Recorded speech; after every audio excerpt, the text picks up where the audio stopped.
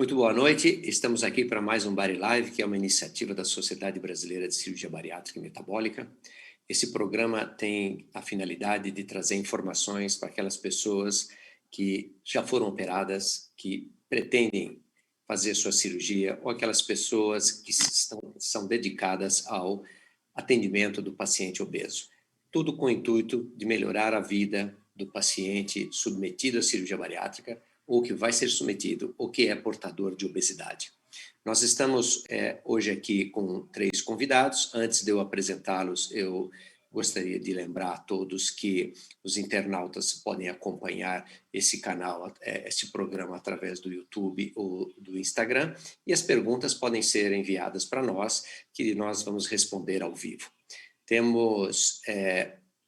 Nós estamos aqui hoje com 3 convidados, como eu disse, que são pessoas especialistas nos seus assuntos, muito conhecidos nacionalmente, que é a Michele Pereira, psicóloga do Distrito Federal. Boa noite, Michele, seja bem-vinda a mais um Bari Live. Olá, doutor Valese, que bom estar aqui, obrigada. Temos também o infectologista, também do Distrito Federal, José Davi Urbaez Brito. Boa noite, seja bem-vindo, Davi. Boa noite, Valese. E o nosso colega cirurgião bariátrico de Pernambuco, Guilhermino Nogueira. Boa noite. Boa noite, Valese. Muito obrigado pelo convite. Vamos lá bater esse papo. Vamos lá. Como o Guilhermino disse, esse é um bate-papo, por favor, gostaríamos da interação de vocês todos. E hoje o assunto é justamente o que nós temos em relação à internet, as informações relacionadas à Covid, a pandemia que estamos atravessando. Nós temos hoje uma riqueza de informações, a todo momento os canais diversos diria até que poluem excessivamente os nossos sentidos com informações diversas, ficando muito difícil sabermos qual é a informação realmente relevante, verdadeira ou falsa. Então, eu gostaria de que cada um dos nossos debatedores explicassem para os internautas onde conseguir a informação correta, onde procurar, deveriam ser aquelas que alimentariam dirimiriam suas dúvidas e alimentariam seus conhecimentos. Michele, você gostaria de, por favor, começar? Sim, doutor Valese, é muito importante a gente ressaltar aqui esse momento, que já é um espaço, a gente já está vendo uma informação atualizada e de qualidade. Então, a Sociedade Brasileira de Cirurgia Bariátrica e Metabólica tem, né, nossos diversos meios, o Instagram, o YouTube, o Facebook e o site da sociedade, que traz muitas informações atualizadas. Ok, Davi? Então, por força da especialidade, nós temos um leque amplo, né? Esse leque vai desde o próprio site da Sociedade Brasileira de Infecto, onde você tem informações tanto para os colegas médicos quanto para a população geral, mas a gente sempre aproveita esse momento para a gente qualificar que os sites, nessa avalanche de informação, como o Valese mencionou, tem pilares fundamentais para a gente saber o que são as orientações. Então, você tem o site da Organização Mundial da Saúde, você tem o site do Centro de Controle de Doenças de Atlanta, que tem uma versão em espanhol que é bastante fácil de ser compreendido, e você tem o site do Centro de Controle de Doenças Europeu, que talvez isso, por mais complexo que pareça no nome, eles têm equipes muito especializadas em melhorar as mensagens, e as pessoas podem se sentir muito, digamos, acolhidas com informações de fácil compreensão. Guilhermino, você tem alguma coisa a acrescentar, por gentileza? Sim, sem dúvida, Valese. Eu acredito que, no tocante à cirurgia bariátrica, a cirurgia de uma maneira geral, a nossa sociedade faz um papel bem importante de divulgar sempre, não só no site, mas divulgar nas redes sociais, as coisas mais relevantes sobre obesidade, sobre Covid, sempre que existe alguma atualização, sempre que existe algum conhecimento novo. a sociedade se posiciona no site, no blog, nas redes sociais. Eu acho que o paciente que tem interesse nesse tema, é muito bom para ele que ele esteja sempre checando a própria rede social da sociedade.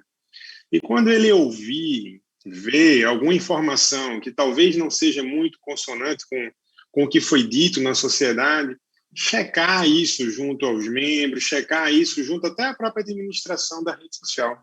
Eu acho que hoje um poder importante de comunicação é o Instagram, o Facebook, eu acho que a gente não pode ignorar. Ou seja, nós temos canais sérios que podem dar informações bastante relevantes para as pessoas que estão procurando. Guilhermino, você foi o último a falar, mas eu vou começar com você. Hoje é muito comum os pacientes procurarem o consultório médico já com diversas informações.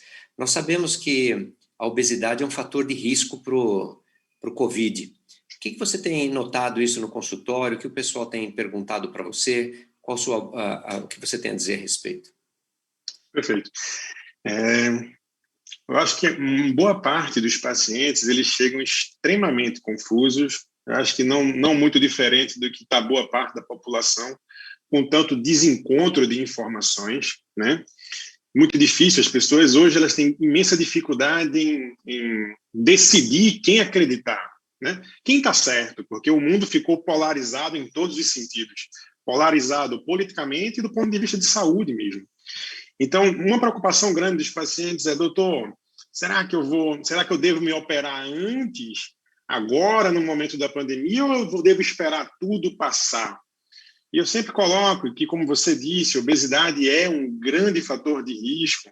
Obesidade, por si só, aumenta em 48% a mortalidade se um paciente adquire, se um paciente é contaminado com Covid. Aumenta 46% a chance desse paciente dele se contaminar, muito provavelmente, porque o paciente que tem obesidade tem uma menor imunidade. E o paciente que faz a cirurgia bariátrica tem uma maior imunidade. Então, essa dúvida ela é muito frequente. Eu tento esclarecer que, claro, isso é uma decisão individual, não é zero o risco de você fazer uma cirurgia no hospital e, porventura, contaminar. A gente tem feito cirurgias de maneira sistemática, rotineira, desde que retomamos em junho do ano passado, e a gente não teve, graças a Deus, nenhum caso de contaminação intra-hospitalar com Covid, e possibilita que esses pacientes eles saiam desses grupos de risco. Tá ótimo. Davi, você que é infectologista, o que você tem a dizer para o nosso internauta em relação a isso que o Guilhermino falou, que o paciente obeso ele é um paciente com mais risco para o COVID? Por que exatamente? A obesidade é uma doença inflamatória, né? Então, talvez todas as especialidades médicas elas são atravessadas pela fisiopatologia da inflamação, depois que nós tivemos um grande aumento de técnicas de laboratório, da parte tecidual, que nós descobrimos citocinas, como que isso se entrelaça com o sistema imunológico, que, na verdade, a gente divide, né, em pedacinhos para conseguir compreender, mas que isso é um todo, né? Então, compreendendo inflamação crônica do HIV, eu posso ver isso também no obeso, eu posso ver isso também no nefropata crônico, um paciente com lúpus, são terrenos parecidos, e a obesidade, para além de ter esse terreno, e que a gente compreende que, inclusive, até dessas coisas que a gente chama que é a fisiopatologia do vírus, ou seja, como que o vírus funciona, ele se junta com um receptor da célula, né, essa que a gente chama de ECA2, que é muito numeroso entre os adipócitos, e que realmente vai fazer que os adipócitos se tornem fábricas, né, de substâncias biológicas mais inflamatórias ainda, né? Então, sem dúvida alguma, a obesidade é um fator de risco para muitas coisas. E, no que diz a respeito ao que nos ocupa, é um fator assim, dos mais predominantes. Você pode ir no UTI, mais de 50% dos leitos estarão ocupados por pacientes com IMCs elevados. Então, eu acho que isso tudo vem da compreensão da obesidade como uma doença crônica, uma doença que tem toda uma explicação imunológica muito refinada e que não é só, digamos, o que uma chacota social ainda muito desgastante, né, de uma questão apenas estética, né? É uma doença grave, culturalmente cada vez mais predominante pelos hábitos. Eu acho que é por aí que a gente tem que entender esse mundo tão complexo e que cobra vidas muitos no segmento de pessoas com obesidade. Obrigado. Michele, nós estamos vivendo a pandemia, fechados em casa, sem confraternização, muitas vezes sem poder entrar em contato com os nossos entes queridos, trabalhando o dia todo na frente do computador. Conta para nós aí como que o nosso cérebro está lidando com tudo isso. Talvez a evidência, né, de que a saúde mental ela precisa ter toda essa atenção, até porque também afeta o sistema imunológico, né? Até porque a gente está falando aí de uma doença sistêmica, e essa rotina que a gente está trazendo muita incerteza. Então, desde quando, né, a gente falando dos nossos pacientes em particular, quando eu opero, quando eu não opero, agora que eu estava pronto para sair, agora eu estou confinado em casa, porque eu operei e estou melhor, né? Então, existe muita incerteza, muita dúvida, fora os processos de luto que vêm, né? E, então, desde os processos de perda de entes queridos, né? Até as perdas do dia a dia. E que nesse processo vão aí, as emoções vão vir, mas o que a gente está tendo de evidência, né? A saúde mental, ela tem sim vindo num crescente para esse olhar, essa atenção de campanhas diversas, e que sim, a pandemia talvez está trazendo à tona algumas questões que talvez tinham tanto preconceito e discriminação também. Então, sim, é um momento de olhar e cuidar para a saúde mental. Então, desde o início, a OMS vem trazendo campanhas e todos se mobilizando para prestar melhor assistência dentro desse cenário. Michele, continuando com você, aqueles pacientes que estão passando por uma fase difícil e estão querendo uma ajuda, mas não conseguem se deslocar ou não podem, o atendimento, essa conversa que nós estamos aqui tendo, poderia servir como também atendimento, no caso da psicologia? Quando a gente fala em telemedicina, ela já acontecia em psicologia, a gente já tem estudos evidenciando, né? Sim, a teleconsulta ela é capaz de assistir o paciente, então isso, talvez a pandemia está só mostrando algo que já acontecia em outros sistemas. Agora, ele é efetivo, aquelas pessoas podem estar ali dentro de um cenário familiar, que talvez o sigilo, que talvez aquele setting que a gente tem, né, ele deixou de ter, e talvez ele encontre desafios, mas talvez, por exemplo, como regiões, São Paulo, Rio, algumas grandes capitais, que talvez o trânsito, talvez tantas outras coisas também impossibilitava, isso tem facilitado. Então, o que eu vejo que a gente vai passar por uma realidade de adaptação, e a telemedicina é algo que vai ficar. Então, a telepsicologia entra nesse cenário como, sim, uma ferramenta efetiva. Agora, a gente não pode generalizar. Tem pessoas que, sim, precisam desse setting, elas precisam desse espaço, elas precisam se deslocar, enfim. Então, realmente, não dá para generalizar. Algumas pessoas realmente vão se beneficiar e precisam do atendimento presencial, sim. Obrigado. Guilhermino, eu sei que você é uma pessoa que tem os canais sociais aí da mídia, mas nós sabemos que existe um exagero por parte de alguns colegas e que falam que a cirurgia bariátrica ela é uma cirurgia tranquila, vai lá, é só fazer a cirurgia, em 2 horinhas, fica um dia internado, perde peso fácil. Eu gostaria que você falasse no que eu devo acreditar nessas mídias sociais e o que eu devo evitar para não cair em armadilha. Perfeito, Beleza. Eu como paciente, entendeu? Perfeito, perfeito. É uma coisa bem importante, eu acho que a mídia social tem um poder magnífico de expandir conhecimento, mas ela tem um poder por outro lado também, de espalhar muita informação ruim. Eu acredito que há 3 anos atrás, 4 anos, muita gente não estava presente, muitos médicos não estavam presentes na rede social. Não acreditavam que isso era bom. Hoje eles já sabem que é bom, mas muita gente ainda faz isso do jeito errado, tá? Então, toda vez que você vir na rede social um excesso, uma romantização da cirurgia bariátrica, coloca uma pulguinha atrás da orelha. Vai atrás, pelo menos, para ver se aquele cirurgião é um cirurgião que é membro da sociedade, que é um cirurgião associado. Você pode consultar isso no site. Se ele for um cirurgião que é membro titular, ainda melhor, ele está mais abalizado ainda pela sociedade. O que acontece hoje é que tem muita informação ruim e o paciente precisa pegar o joio do trigo, separar o joio do trigo. Cirurgia bariátrica não é uma questão de... Obesidade, na verdade, não é uma questão de força de vontade. Isso é muito importante que fique claro. Obesidade é uma doença complexa, cada vez melhor estudada. É uma doença que traz muitas outras. Esse paciente que já é culpabilizado demais por todo mundo, às vezes ele encontra conforto, acalento em alguém que está só romantizando a cirurgia, que às vezes talvez não tenha nem tanta experiência assim, mas romantiza a cirurgia. E isso é uma grande armadilha. A cirurgia é uma grande decisão, a cirurgia é uma grande ferramenta, mas como eu coloco sempre, não só na rede social, mas eu coloco dentro da estrutura da minha consulta, a primeira e mais importante pergunta que todo paciente deve se fazer não é se eu quero ou não fazer a cirurgia bariátrica, é se eu quero ou não mudar o meu estilo de vida.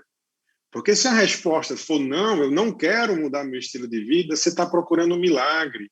E a cirurgia bariátrica ela não vai conseguir te ajudar.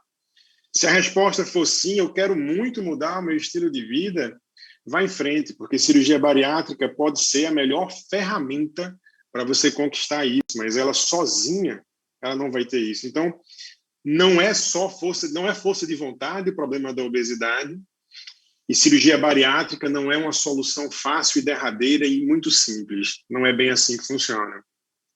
Perfeito. Eu acho que você enfatizou uma coisa muito importante, que a cirurgia bariátrica ela é uma ferramenta excelente para perda de peso naqueles pacientes que estão preparados e que os pacientes devem, sim, evitar aqueles profissionais que colocam a cirurgia bariátrica como um procedimento extremamente simples e que com resultados sempre favoráveis. Depende, sim, do paciente e é um procedimento complexo que precisa ajuda do médico, do nutricionista, do psicólogo, do endócrino, do educador físico, enfim, é um time a serviço do paciente.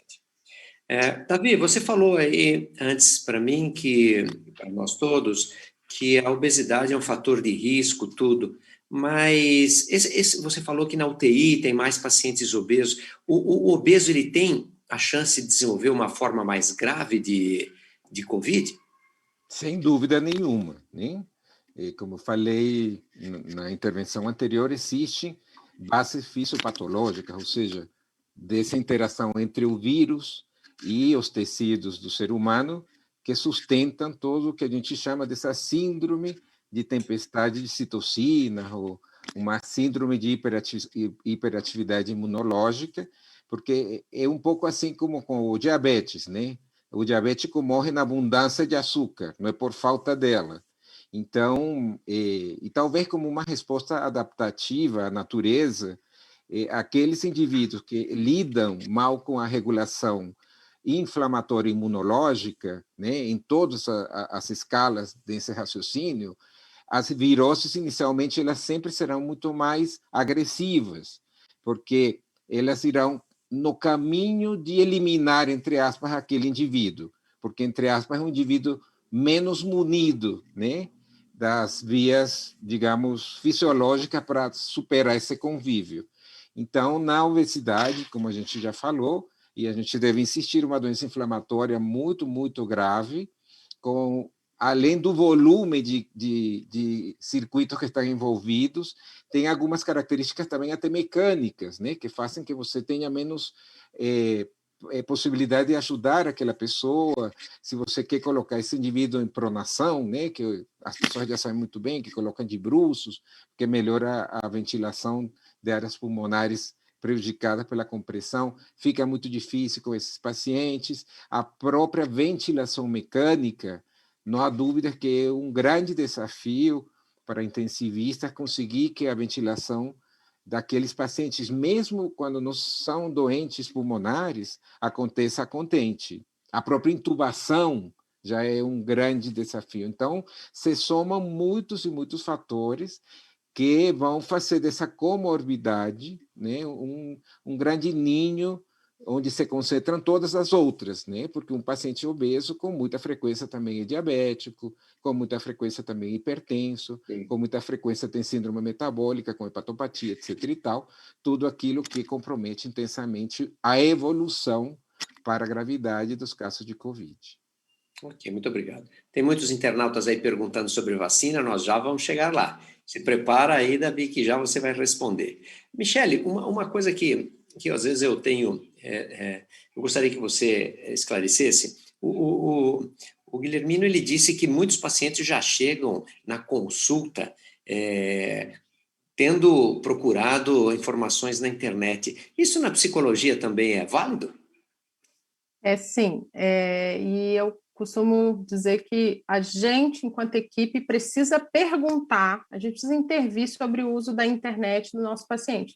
Então, se o paciente traz uma informação, muitas vezes, né, se a gente não está escutando o paciente, a gente não vê que ele está inseguro e que talvez a nossa intervenção ali não vai ser efetiva. Então, esse paciente vai trazer, sim, conteúdos, ele pode verbalizar diretamente que encontrou, né, como o doutor Guilhermino acabou comentando um pouquinho, mas ele pode vir cheio já de perguntas que talvez está mostrando que ele encontrou aquilo em algum lugar, que ele está inseguro, ou alguma adesão, né, alguma orientação do tratamento, ele já não segue, porque ele já viu alguma informação ali na internet. Então, a gente precisa muito dar atenção. Eu coloquei, essa é uma das primeiras perguntas, né? O doutor Guilhermino falou porque a decisão da cirurgia, eu coloco o porquê que ele quer fazer, né?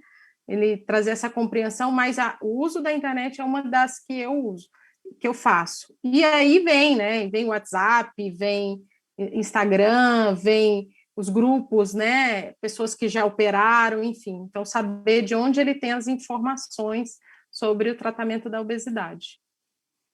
Perfeito. Nós temos uma pergunta aqui, Guilhermino, que já é de uma internauta, Márcia.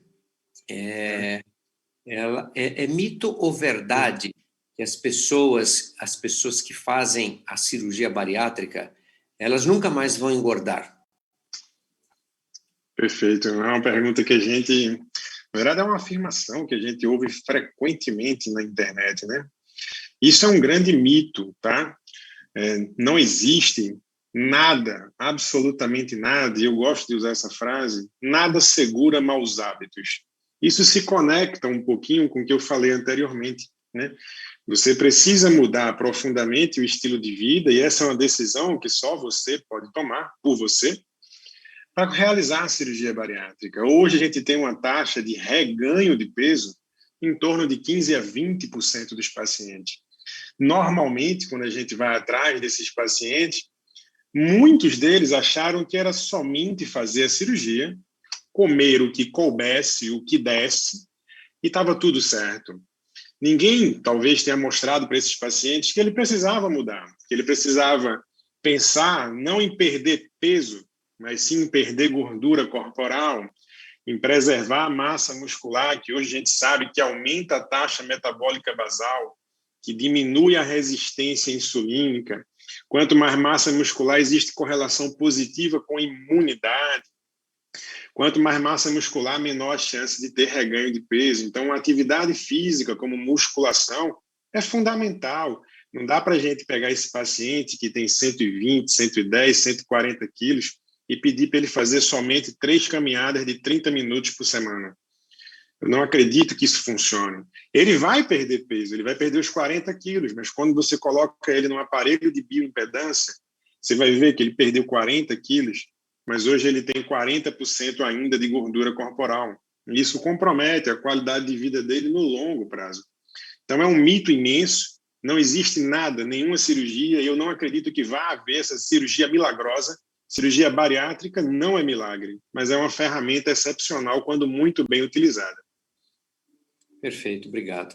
Vocês vejam que a Tatiana é uma internauta que ela entendeu que a obesidade realmente é um fator de risco para a Covid e foi o que fez o impulso para decidir pela cirurgia bariátrica. Então, parabéns, Tatiana. E é bom também enfatizarmos que os pacientes operados que têm o seu peso diminuído, as doenças associadas, controladas, melhoradas ou curadas, são muito mais saudáveis do que aqueles que são obesos, conforme o Davi falou. Tá?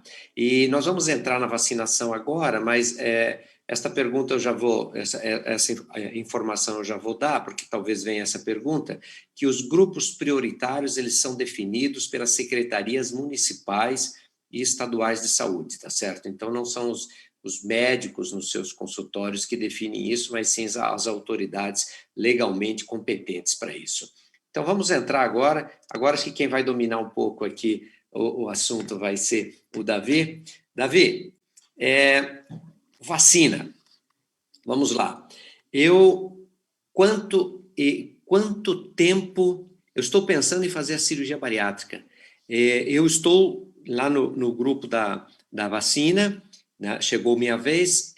Quanto eu devo me vacinar antes? Devo fazer a cirurgia antes? Primeiro essa pergunta. Olha, Valese, comunicar vacina nesse momento se tornou um desafio gigantesco. Basicamente por quê? Porque a gente se vacinava ao torto e à direito, todos nós nos vacinamos quando crianças, os nossos pais levavam né, preenchiam aquele cartãozinho, e jamais na vida nós soubemos o que significa eficácia. Ninguém sabe o que é eficácia. Eficácia é uma proporção que você se calcula entre vacinados e não vacinados. Isso quer dizer que isto não é um passaporte de imunidade. Eu não posso falar que eu, vacinado, estou livre de me infectar. Até porque não existe nenhum teste e nunca, quando você desenvolve uma vacina, você procura desenvolver teste para garantir a vacinação eficaz, porque a vacinação eficaz é coletiva.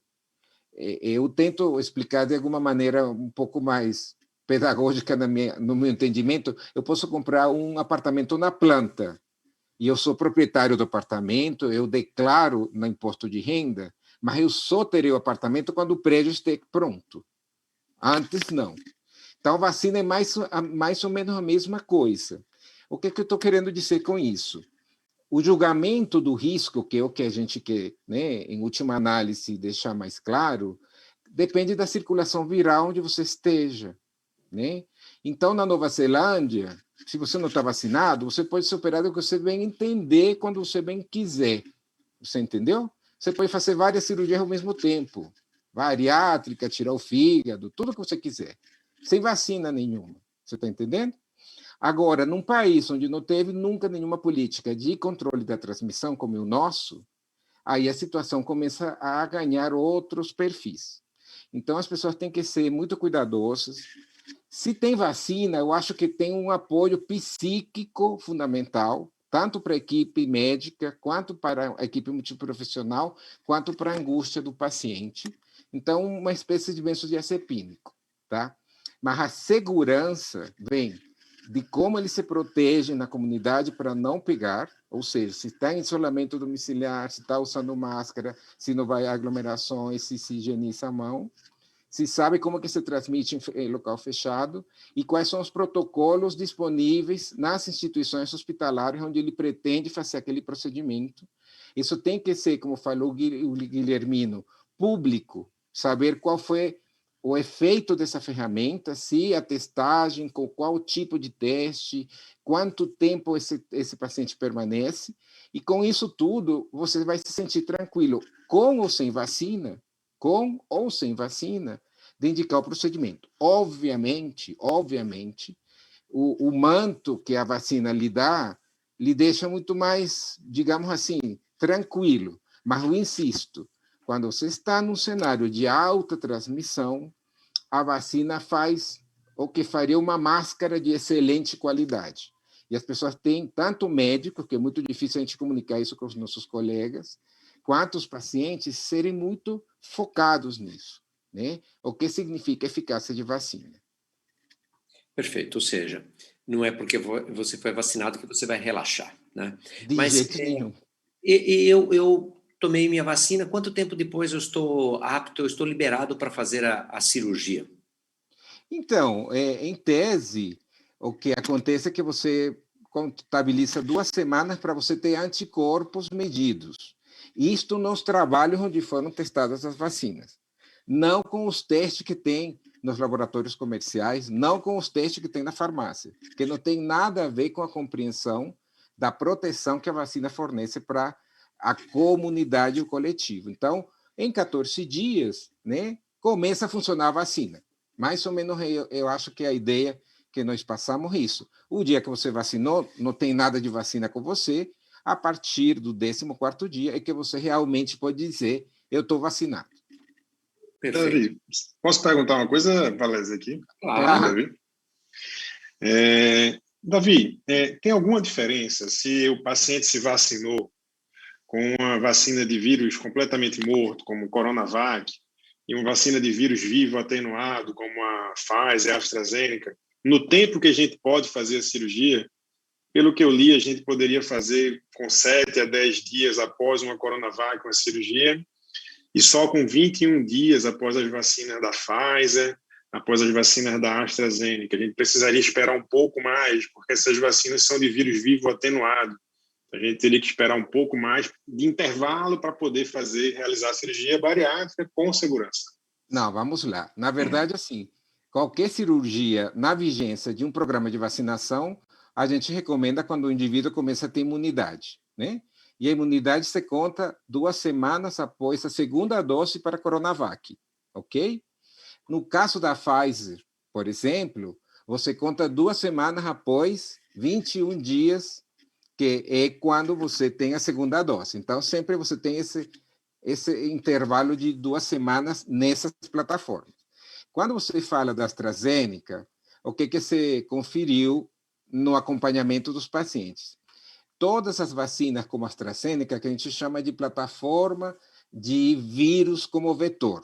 Tá? Então, um vírusinho que vai injetar, na verdade, a seringa não é a seringa que você recebe no braço, e é o vírusinho que vai injetar isso na célula. Tá?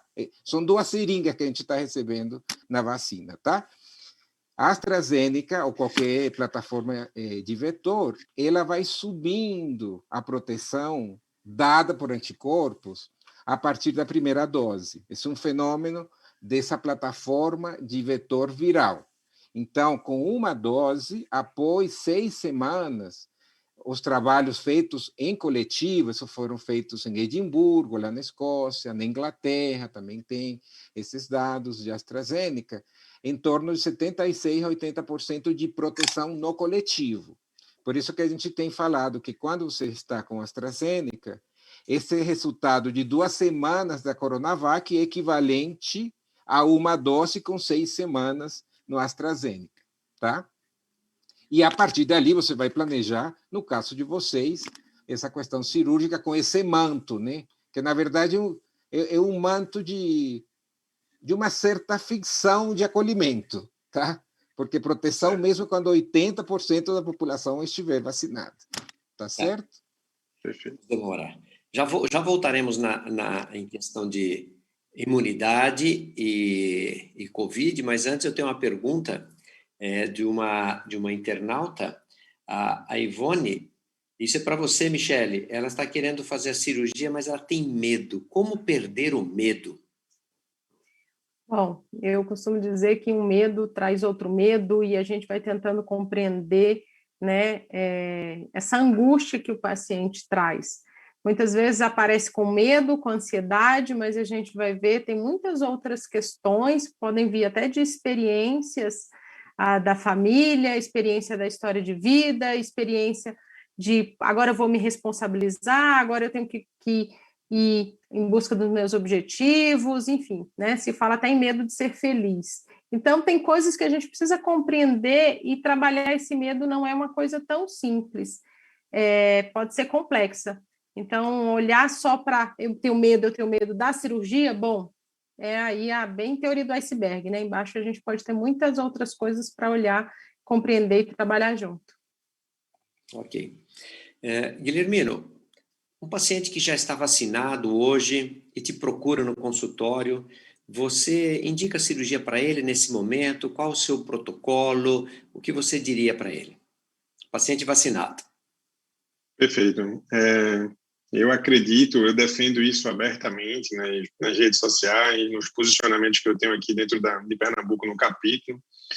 Eu acho super importante que a gente dê oportunidade a esses pacientes que têm um fator de risco imenso, um dos maiores fatores de risco para desenvolver as formas mais graves da doença, que é a obesidade, esse grande.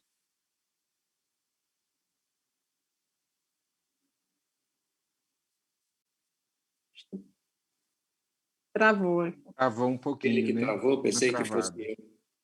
Tá, depois nós voltaremos com ele. Ô Michele, então eu vou perguntar para você o seguinte, está tendo muita sequela, paciente com Covid, que teve Covid, sequelas assim, psíquicas, né? O que você tem a dizer? Que tipo de sequelas que você está encontrando? Ou é um medo da morte que a pessoa passou perto? Conta para a gente aí a sua experiência. Eu não estou na linha de frente da Covid, então a minha experiência vem com aquelas pessoas que passaram, que tiveram internação, que vivenciaram, por exemplo, familiares com internações longas e até que tiveram óbito, pacientes que viveram em casa, né, com seus familiares, tiveram e talvez não tiveram internação. Então, sim, vem uma fala trazendo a morte, vem uma questão envolvendo a incerteza, a compreensão de que preciso fazer algo da minha vida, então vem reflexões a partir desse contato com essa finitude da vida ou com a própria vulnerabilidade que a doença e todo o cenário traz.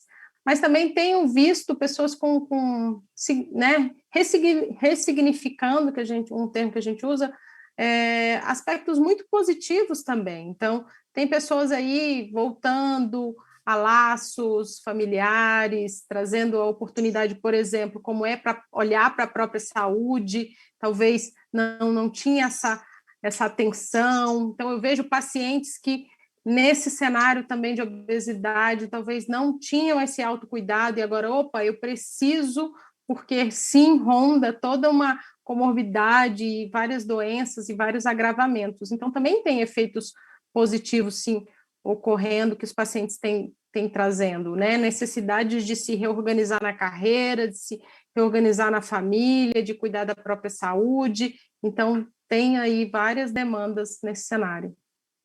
Guilhermino, você já voltou? Voltei, peço desculpas, não sei o que foi que aconteceu, o aplicativo fechou aqui. Termina, mas vamos lá. Conclui a sua fala. Não, é tranquilo. Qual era a pergunta, Valézia? Me desculpa. A pergunta é um paciente com 60 anos, vacinado, que te procura para fazer cirurgia. O que você vai falar? Tranquilo. Fiquei atordoado aqui, fui reiniciar tudo. Então, eu garanto, eu gosto de dar oportunidade a esse paciente de sair desse grupo de risco.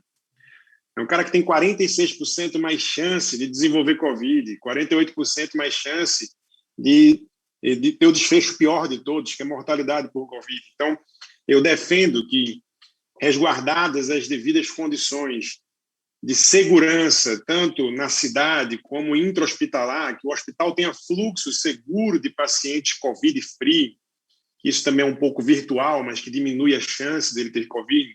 Eu oriento de maneira sistemática meus pacientes a não de jeito nenhum, continuar trabalhando nos dias que antecedem a cirurgia. Eu quero que os pacientes fiquem em isolamento. Eu oriento 14 dias de isolamento antes da cirurgia. Muitas vezes isso não é possível, mas o máximo que ele consiga evitar de qualquer possibilidade de se expor a ambientes fechados, nos dias que antecedem a cirurgia, que ele o faça. E dessa forma, e também realizando o teste de COVID no pré-operatório, 4 dias antes eu faço PCR para COVID. Então, muitos pacientes, mas inúmeros pacientes, eu tive que suspender a cirurgia de 4 a 8 semanas, porque o teste do PCR veio positivo. Então, eu acho que... E se eu tivesse operado esses pacientes com PCR positivo? Então, eu acho que a gente tem que ter essa coisa resguardada. Isolamento pré-operatório, cuidados extras antes da cirurgia e teste do COVID em absolutamente todo mundo que quer ter essa oportunidade de sair do grupo de risco e quer realizar a cirurgia bariátrica. Tá ótimo, obrigado. Só para colocar isso que o Guilhermino falou como extremamente importante, na medida que você tem circulação maior na sua cidade, isso que aconteceu com o Guilhermino de teste positivo pré-operatório sempre vai ser maior. Então, seria extremamente importante esse esquema de um isolamento de 14 dias pré-operatório e a realização do teste em casa antes dele se adentrar no hospital. Com isso, você iria ter muito mais pacientes a operar, né? Que seleciona melhor a epidemiologia daquele paciente para se tornar um paciente muito seguro de ser submetido a uma cirurgia. Ô, Davi, o Guilhermino ele disse que o paciente operado ele tem uma evolução melhor em relação à possibilidade de se contrair o COVID. Mas quais os dados exatamente que demonstram essa evolução favorável? Você pode dizer alguma coisa a respeito? Então, a gente tem feito muito esse levantamento, né? Por hora tem revisões mais fisiopatológicas, né? E você faz inferências com muita precisão em relação a como que há uma queda intensa dos fatores pró-inflamatórios e dos fatores de comorbidade desses pacientes com obesidade grave, né? Mas trabalhos de coorte bem desenhados, ainda nós não temos essa informação precisa, né, com metodologia, e a gente fala muito isso porque, como vocês falaram anteriormente, nós fomos sequestrados por narrativas sem metodologia, né? As pessoas não sabem o que é metodologia, então qualquer paciente chega para você e fala que ele leu no PubMed, ele fala que ele entrou no PubMed e que ele leu um artigo e que no artigo deu tudo certo numa série de 100 pacientes, onde não teve controle e onde todos foram submetidos, por exemplo, à cirurgia bariátrica. Então, eu acho que de qualquer maneira, igual que a gente pode raciocinar em termos de você diminuir outros fatores de risco, não há dúvida que a cirurgia bariátrica é uma das ferramentas para a gente poder se colocar, né, à disposição para diminuir esse risco. Essa informação virá, eu não tenho dúvida, porque essas cortes estão em andamento, é um recorte fundamental para nós compreendermos o impacto de uma medida que está disponível, mas agora a gente não tem esse dado absolutamente consagrado, né? Está em construção, como tudo que a gente fala em Covid, na verdade, né? São construções que estão todas em processo de testes, né, e de solidificação do conhecimento. Eu acho que o estudo mais interessante, Valério, se me permite, foi um que saiu em janeiro agora, um estudo do Ali Aminian, lá americano dos Estados Unidos, e que ele mostrou que tinha uma redução de mortalidade significativa, né? Mas é um estudo retrospectivo, é claro. A gente precisa avaliar isso, é óbvio. Mas nesse estudo parece, né, que a cirurgia bariátrica tem um efeito protetor muito importante, reduzindo 78% a possibilidade de mortalidade e em 72% a chance de internamento. Eu digo parece, porque como o Davi falou, são estudos que levantam uma hipótese e que a gente precisa confirmar através de estudos prospectivos. Perfeito, obrigado, Guilhermino. A Leila, que ela está dizendo que a vida dela mudou da água para o vinho quando ela fez a cirurgia bariátrica, e hoje ela está com muito mais saúde. É isso mesmo. Perfeito. Davi, vou continuar com você. Eu tenho 2 perguntas aqui. Uma é, depois de contrair COVID, quanto tempo eu posso fazer a cirurgia? Então, isso vai depender muito de qual foi a sua COVID, né? Porque você pode ter um leque de Covid absolutamente leve até Covid que ele levou, né, a uma UTI com intubação, enfim, com uma enorme participação multiorgânica. E aí você fica sequelado, né? Quando você é inexorável que caso grave de Covid desenvolva mais ou menos sequelas, né? Um caso de oxigenoterapia, digamos, básica, né? Que você entrou com menos de 94% de saturação, mas que você conseguiu com as medidas de corticoterapia, as medidas de profilaxia antitrombótica, uma internação bem acompanhada, fisioterapia respiratória, etc. e tal, a gente sempre coloca entre 6 e 12 semanas como uma coisa para cirurgias, né? Como o Guilhermino falou, essas são também colocações um pouco mágicas, baseadas muito em expertise de especialistas, né?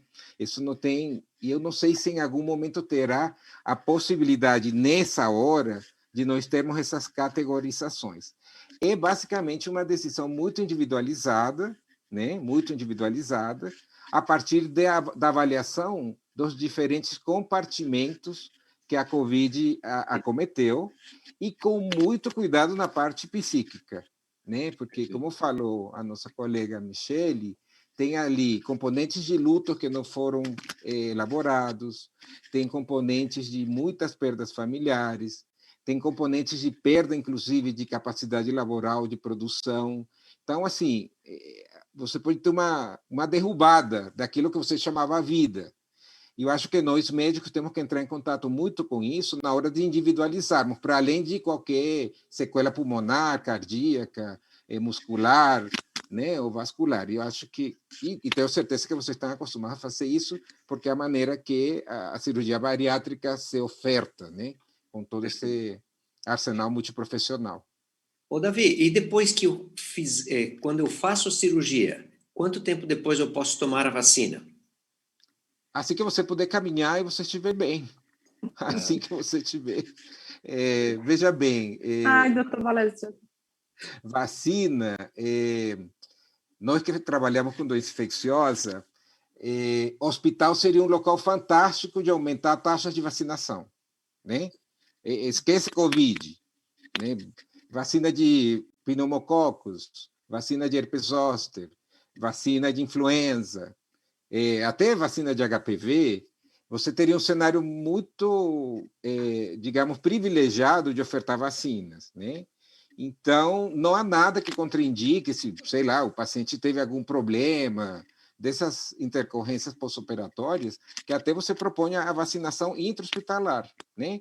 O que pode acontecer de pior? Porque você tem que saber disso mais do que eu. Cirurgia é um evento imunossupressor, né? O próprio estresse advindo do trauma cirúrgico. Muito embora vocês façam hoje coisas assim, né? Quase que de ciência ficção. Então, você poderá ter uma diminuição na resposta imune daqueles hospedeiros que são vacinados, mas não tem nenhuma contraindicação, muito pelo contrário. Se você pode promover essa ideia, é muito bem-vindo. Davi, uma dúvida. Esses pacientes, eles, claro, a cirurgia bariátrica ela é hoje extremamente segura, tem baixas complicações, mas elas podem acontecer. E aí eu me pergunto se um paciente que tome uma vacina dessa, ele desenvolva, por exemplo, uma febre, uma reação à vacina, e se eu fizer a vacina nesse tão intervalo de tempo entre a cirurgia e a vacinação, tão curto, talvez eu não saiba dizer se é uma complicação da vacina ou se é uma complicação da cirurgia. Eu tenho esse receio, eu tenho recomendado ali algo em torno de 10, 15 dias para que o paciente pós-cirurgia tome a vacina, não com pensamento imunológico, que você explicou muito bem, mas com pensamento de eu diferenciar se é uma reação da vacina ou se é algum problema com a cirurgia que a gente fez. Sem dúvida, mas isso não é monopólio da Covid. Se você vai dar vacina contra pneumo 23 ou Prevenar 13, é o mesmo raciocínio. O que eu estou tentando desconstruir é que muitas pessoas têm a vacina com o que a gente chama tecnicamente de excitação vacinal, que fica na dúvida se a vacina vai fazer um mal, vai ser um desastre, vai ser uma avassaladora, então Ok. a cirurgia não vai dar certo porque vai ser complicado. Não. E aí, a arte de sermos médicos, né? De sermos prudentes e tal. Mas é muito importante dizer que vacina, de maneira geral, incluindo a de Covid, que não é diferente, pode e deve ser administrada no cenário hospitalar sem nenhum problema. Ô, Doutor Davi, Valézio, pois não, diga. queria fazer uma pergunta aqui para o doutor Davi, rapidinho. Claro. Ele falou, né, do quanto que vai ser individualizada a conduta, né, em relação ao paciente que teve Covid. Em geral, nossos pacientes, eles no pré-operatório, eles passam, né, por uma avaliação da equipe multidisciplinar, aí talvez já tenha uma cirurgia aprovada, aí nesse intervalo tem aí, né, a doença, a internação, enfim. E aí eu queria muito mais levantar, né? E esse paciente, então a gente volta ele para a equipe multi, para talvez rever esses laudos, talvez avaliação do pneumo, do cardio, do psicólogo, enfim, muito mais pensar a opinião, né, do doutor Davi nesse sentido, como que a gente lida com esse paciente? Sim, eu acho que tem que começar do zero, porque ele mudou, agora não é o mesmo paciente que você tinha avaliado, né? É um paciente que potencialmente pode ter mudanças fisiológicas, mudanças comportamentais e sequelas que você às vezes não repara num exame clínico simples. Então, é o novo paciente que está procurando cirurgia bariátrica, né? Que você vai avaliar com esse olhar, mas sempre achando que é possível vacinar, sempre operar, lembrando que 85% dos casos são leves, né? Em esse paciente imunossuprimido, que eu incluo os obesos, ou imunocomprometidos, na verdade, tomar cuidado com avaliações cardíacas, você pode ter miocardites ocultas, tomar cuidado com a parte endocrinológica, mas essas são coisas que fazem parte do dia a dia de vocês, né? Nada que saia da seara do que as equipes de cirurgia bariátrica trabalham cotidianamente. Ô, Davi, ficou uma dúvida aqui da nossa internauta Gisele em relação à vacina da Pfizer, que ela não compreendeu quanto tempo depois de tomada essa vacina ela poderia fazer a cirurgia. Então, a gente recomenda a vacina quando está imunizado segundo a bula de cada vacina, ok? Então, a vacina da Pfizer são 2 doses separadas por 21 dias. Então, passados esses 21 dias onde ela fez a segunda dose, aguarda 14 dias.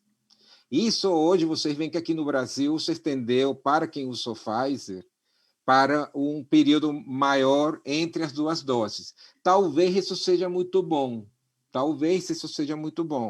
Não deu tempo de verificar diferentes esquemas de intervalo entre doses na testagem de vacina, porque vocês entendem que a gente está nessa pandemia, pressionados por todos os lados.